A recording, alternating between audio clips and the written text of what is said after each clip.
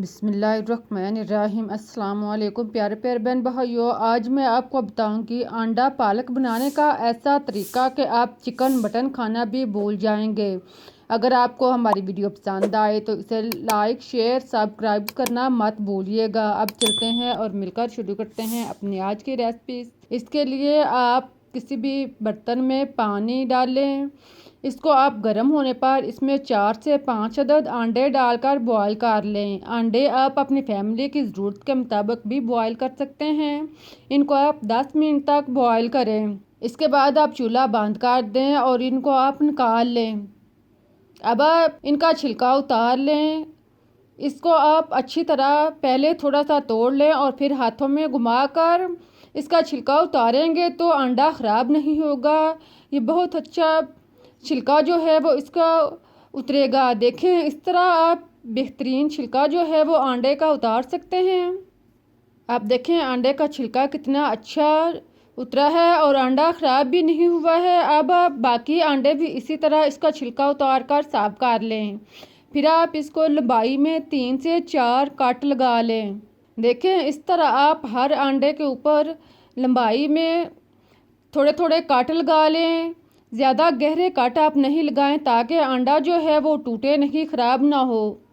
इनको आप तैयार करने के बाद एक साइड पर रख दें। अब आप चूल्हे पर कढ़ाई या कोई भी बर्तन रखें, इसमें आप पानी गर्म कर लें। फिर आप इसमें पालक इसको आप धोकर पहले साफ कर लें और इसकी मोटी टहनियाँ जो हैं वो काट लें। इनको आप अलग कर लें। पालक को अच्छी तरह साफ करने और धोने के बाद अब आप इसको गर्म पानी में डालें।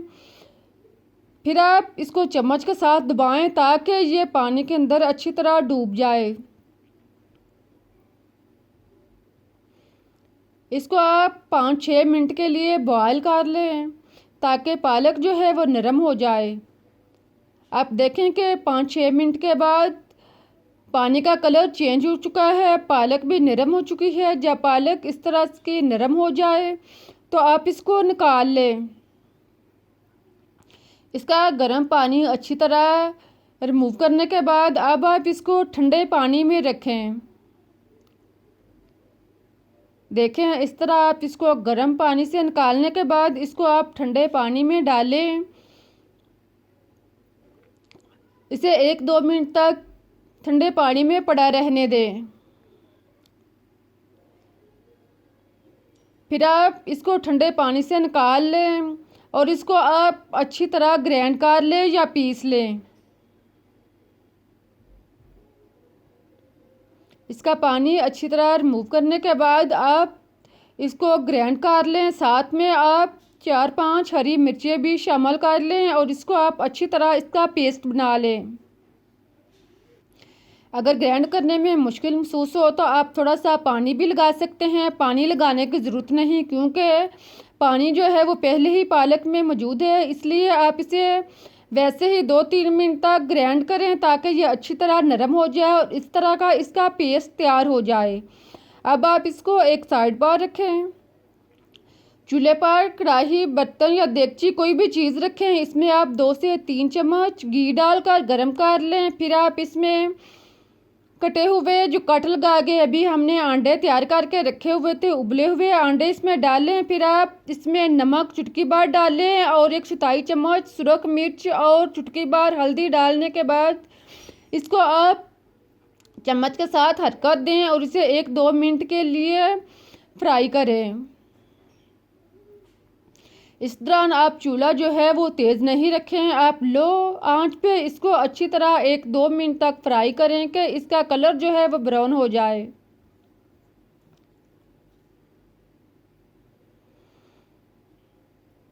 देखें, इस तरह जब इसका कलर चेंज हो जाए तो आप इसको निकाल लें।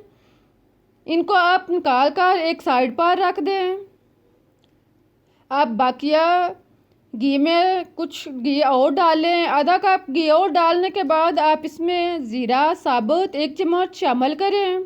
साथ में आप दालचीनी 1 इंच का टुकड़ा डाल लें। सब्ज़ इलायची 2 अदद और बड़ी इलायची 1 अदद डालने के बाद इसको ब्राउन करें। इसके बाद आप इसमें 1 लार्ज साइज़ का या 2 मीडियम साइज़ के प्याज डालें। प्याज डालने के बाद आप इसे 3-4 मिनट तक ब्राउन करें, यहाँ तक कि ये नरम हो जाए और इनका कलर चेंज हो जाए।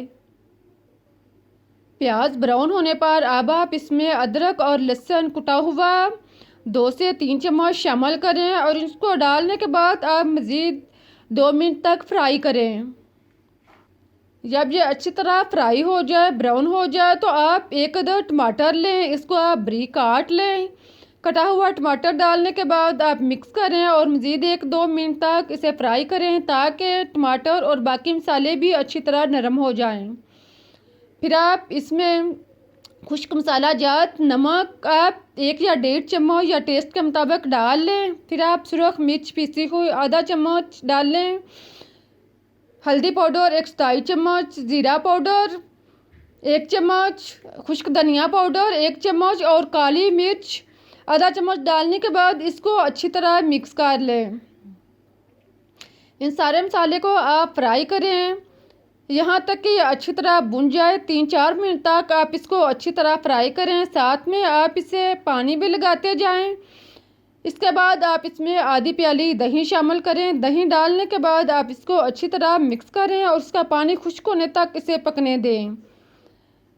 जब दही का पानी जो है वो खुश्क होने के करीब हो जाए तो आप इसमें कसूरी मेथी शामिल करें। खुश्क कसूरी मेथी डालने के बाद इसे मिक्स करें और साथ में आप इसको चम्मच के साथ अच्छी तरह कुचलते जाएं ताकि मसाला जो है वो नरम हो जाए और बेहतरीन तैयार हो जाए। इस दौरान अगर आप चाहें कि मसाले को नरम करने के लिए आप थोड़ा सा पानी भी साथ लगा सकते हैं। मसाले को आप 4-5 मिनट तक अच्छी तरह भूनें, इसे नरम करें। जब मसाला तैयार हो जाए तो आप इसमें ग्राइंड शुदा पालक डाल दें। पालक को डालने के बाद आप बर्तन को अच्छी तरह साफ कर लें और फिर आप चम्मच चलाकर पालक को मसाले के अंदर मिक्स करें। पालक और मसाले को अच्छी तरह मिक्स करने 2-3 मिनट तक इसी तरह आप इसको पकने दें। साथ में आप ग्राइंड शुदा बर्तन में थोड़ा सा पानी डालकर इसको आप अच्छी तरह साफ कर लें और ये पानी इसमें दोबारा से डाल लें ताकि बर्तन भी साफ़ हो जाए और पालक ज़ाया ना हो। अब आप इसमें अच्छी तरह इसको पकाएं यहाँ तक कि इसका पानी खुश्क हो जाए और घी जो है वो ऊपर आना शुरू हो जाए। जब घी ऊपर आ जाए तो आप इसमें फ्राई शुदा अंडे डाल दें। उबले हुए अंडे डालने के बाद आप इसको मिक्स करें। 1-2 मिनट तक आप इसे मिक्स करने के बाद अब आप इसके ऊपर हरा धनिया कटा हुआ डालें। इसका ढक्कन बंद करके आप इसे 2-3 मिनट तक लो आंच पर दम पर रख दें।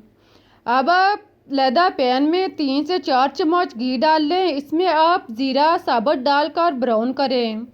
जब ज़ीरे का कलर चेंज हो जाए तो आप इसमें सुरख गोल मिर्च शामिल करें और इसको भी आप ब्राउन होने दें। साथ में आप 1 अदद कड़ी पत्ता इसको आप छोटे छोटे टुकड़ों में तकसीम कर लें और फिर आप इसको इसमें शामिल करें। आप इन सब चीज़ों को आप अच्छी तरह ब्राउन करें।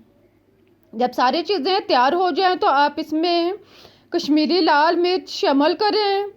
इसको डालने के बाद आप इसको मिक्स करें। जब इस तरह का तड़के का घी जो है वो ऑयल तैयार हो जाए तो आप चूल्हा बंद कर दें। अब आप देखेंगे कितनी अच्छे की मज़े की और टेस्टी पालक तैयार हुई है।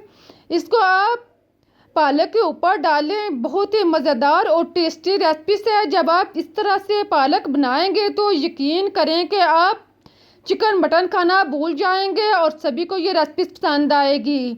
सर्दियों में आप स्पेशली ये रेसिपीज बनाकर खाएं, इंशाल्लाह सबको पसंद आएगी। उम्मीद है कि आप लोगों को भी मेरी रेसिपीज अच्छी लगी होगी। अगर बनाने का तरीका पसंद आया है तो इसे लाइक, शेयर और सब्सक्राइब करना मत भूलिएगा।